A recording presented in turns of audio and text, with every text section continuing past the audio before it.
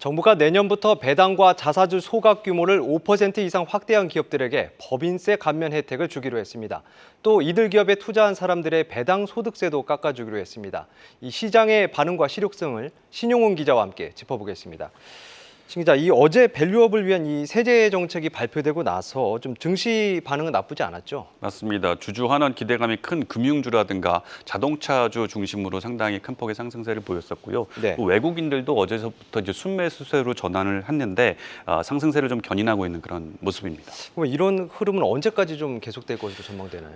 일단 하반기에도 주가 상승적인 측면에서는 모멘텀이 남아있다라는 것이 전문가들의 견해인데요. 직접 들어보시죠. 네.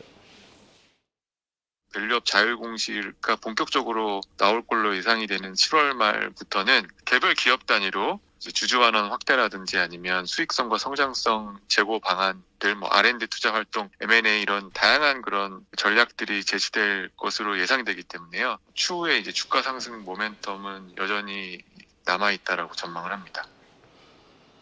다만 이 중장기적으로 시장 상승세가 지속되기 위해서는 세금 혜택이 기업들의 재투자로 좀 이어져야 하고요. 또 당장의 배당 여력은 없지만 성장 가능성이 큰 기업들, 예를 들면 혁신 기업들 같은 기업들에 대한 시장 투자자들의 인식이 좀 제고돼야 한다라는 전제 조건이 있습니다. 네, 그러면 이 실제로 받는 이 법인세 혜택은 어느 정도 되는 겁니까?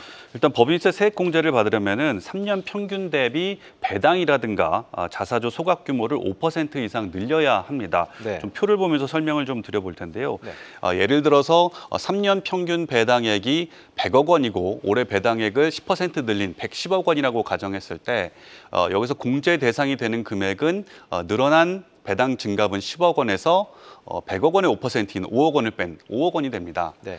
결국 공제액은 이 5억 원의 5%인 2,500만 원 정도가 되는 것인데 기업 입장에서는 10억 늘리고 거기에 40분의 1 정도인 2,500만 원을 공제받게 되는 셈이니까 네. 유인 효과가 좀 적다라고 할 수가 있겠습니다. 그러면 이 배당 소득세율을 낮춰주는 부분은 어떤가요? 주주들의 금융소득이 2천만 원 이하일 경우에 이 네. 소득세율을 기존의 14%에서 9%로 낮춰주는 것이 골자인데요.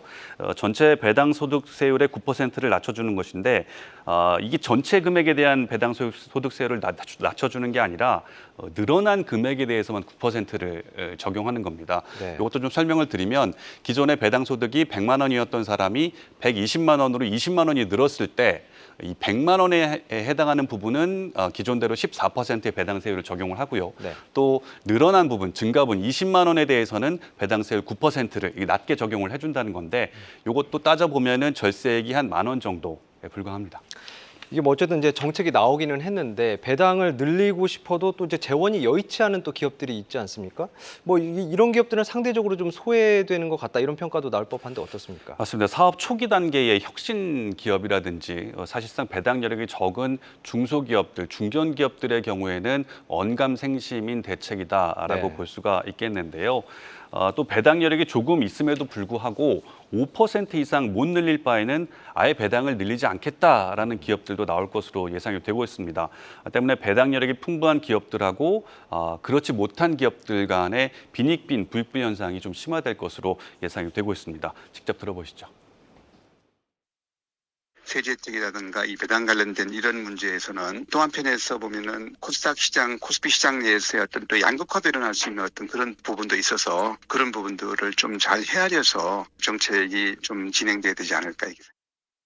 배당 능력이 높은 기업만을 좀 우대한다는 측면에서는 기술 혁신이나 경쟁력 확보를 위해서 재투자를 해야 되는 기업들은 좀 간과되는 측면은 확실히 있는 것 같아요.